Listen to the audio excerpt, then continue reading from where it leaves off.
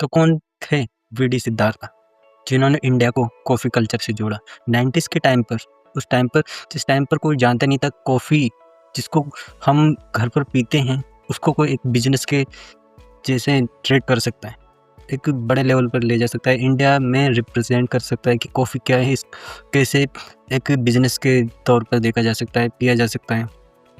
तो कौन थे वीडी सिद्धार्थ और ऐसे क्या डाउनफॉल आया कि उनको अपनी लाइफ तक दांव पर लगानी पड़ी और एक टाइम आया तब उन्होंने आत्महत्या कर ली? क्यों हुआ ये सब? क्या चीज़ें थी इसके बीच में कि उनको आत्महत्या करनी पड़ी? क्यों एक प्रॉफिटेबल और अच्छा बिजनेस चल रहा था उसको ख़त्म करना पड़ा? तो ये कहानी शुरू होती कर्नाटक के एक छोटे से गांव के एक छोटे से परिवार के एक लड़के की, जिसके घर वाले कॉफ़ी की खेती करते थे पर पहले की, और वो खुद, पर उसकी सोच अलग थी। उसने सोचा कि मेरे को नहीं इसको सिर्फ बेचना नहीं, इसको मेरे को एक बिज़नेस बनाना है, आगे बढ़ना है और रिप्रेजेंट करना है एक बड़े बिज़नेस के तौर पर। तो उन्होंने 1996 में एक शॉप खोली। उसमें उनका अच्छा चल रहा था, बीच में कॉम्प्लेक्सिटी भी आई, कुछ ऐसी चीज़ें भी आई जिसमें उनको डाउनफॉल भी देखना पड़ा, पर धीरे-धीरे उन्होंने मैनेज किया और उनका बिज़नेस चलता रहा।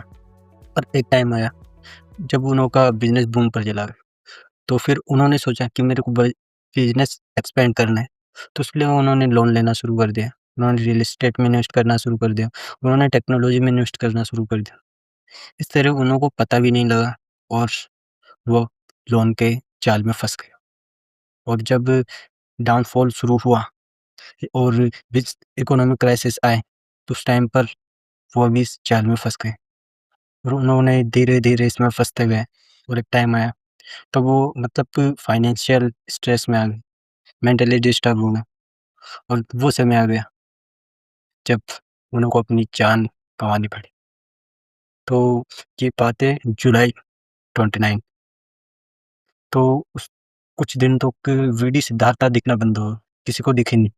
फिर एक दिन उनकी जो बॉडी किसी रिवर के पास मिली और एक लेटर उनके पीछे उन्होंने छोड़ दिया, जिसमें उन्होंने लिख रखा था कि सॉरी इन्वेस्टर्स और मेरे जितने भी साथी बोर्ड मेंबर्स,